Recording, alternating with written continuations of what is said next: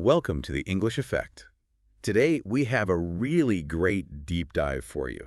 Have you ever listened to native English speakers? Maybe you're watching a movie or just trying to order coffee and sworn they were talking at superhuman speed. Oh, absolutely. It can feel really overwhelming. Right. Well, prepare to have your mind blown. They aren't speaking incredibly fast. They're actually speaking, less. Yeah, it is a profound illusion. And it's exactly why you can study vocabulary for years, but the moment you step into a real-world cafe, it sounds like a completely different language. Okay, let's unpack this. If they aren't speaking faster, what are they doing? Well, they are taking physical shortcuts. Exactly. Think about it like this. Dictionary English, like the clear, distinct words you read on a page, is like a stiff, perfectly separated chopped salad. A chopped salad. Yeah. Every single ingredient is separate. But spoken English, it is like a smoothie. Everything just blends together into one continuous flow. I love that. What's fascinating here is that in that spoken English smoothie, the ingredients actually change their physical shape. They do that so they blend better without breaking the blender. Right, so we call this connected speech. Exactly. True fluency isn't just knowing the vocabulary, it's the physical ability to string words together smoothly where the sounds right next to each other actually change. So our mouths are just like highly efficient machines making adjustments on the fly. Let's look at how that actually works in daily life with assimilation. Oh, that's a good one. Take the phrase green parka, like if you're shopping for winter clothes. Because your lips are already moving to form that P sound in parka, the N in green physically morphs into an M. Right, so it sounds like green parka.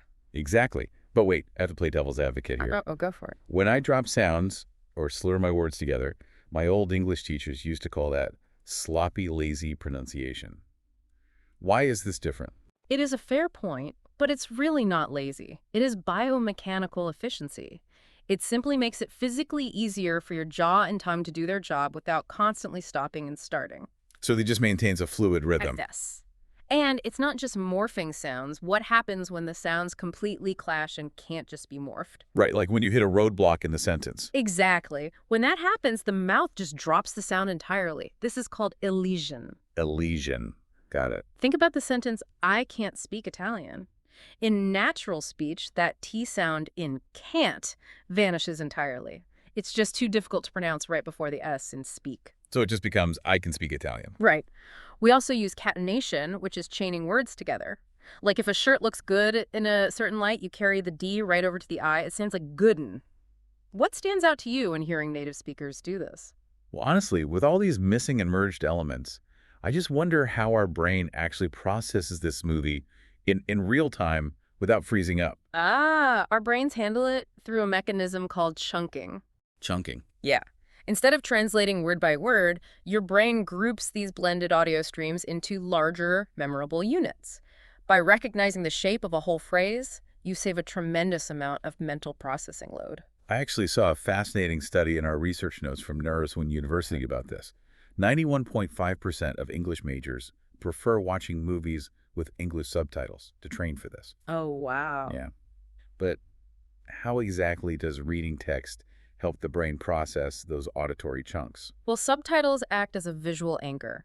When you read the distinct words on the screen while hearing that continuous smoothie of audio, your brain learns to map that specific blended sound to the correct phrase. So it trains your brain to turn the noise into one recognizable chunk of data. Exactly. Plus, it aligns that text with the natural intonation, the rise and fall of the voice that gives English its rhythm. So what does this all mean for you listening right now? It means you have a practical game plan. First, keep those English subtitles on to anchor your brain. Second, expect sounds to be missing, and don't let it panic you. Third, actively listen for those larger chunks. And finally, shadow the actors. Literally pause the movie and mimic their physical pronunciation out loud. Yes, by understanding the mechanics of connected speech, you stop trying to hear every individual word and start hearing the actual rhythm of real-world communication. Here's where it gets really interesting. Think about this the next time you watch a movie or eavesdrop at a cafe. Okay. If these physical shortcuts are happening in literally every single sentence, is dictionary English basically a completely foreign language compared to what native speakers use every day? That is a great question to leave them with. Keep an ear out for those invisible links, everyone, and keep improving your English naturally. And please remember to like, share, and subscribe to the English Effect. Yes. and drop a comment below. Try using one of our new words today, like elision or chunking, in a sentence.